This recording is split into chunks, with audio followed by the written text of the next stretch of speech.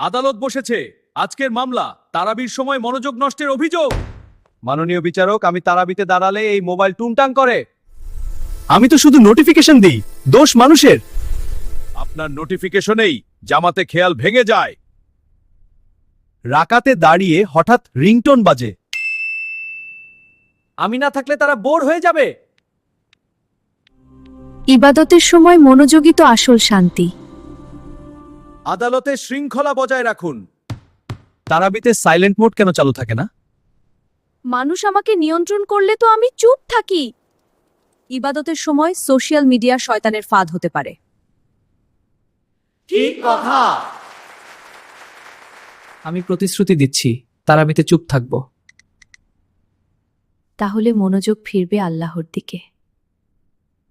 রায়, তারাবির সময় mobile silent বাধ্যতামূলক। সাইলেন্ট না করলে জরিমানা। এবার শান্তিতে তারাবি পড়ব। আমাকেও তো একটু বিশ্রাম দরকার। ইবাদতে মন দিলে শান্তি আসে। এই রমজানে মনোযোগ দিন ইবাদতে, নোটিফিকেশনে নয়।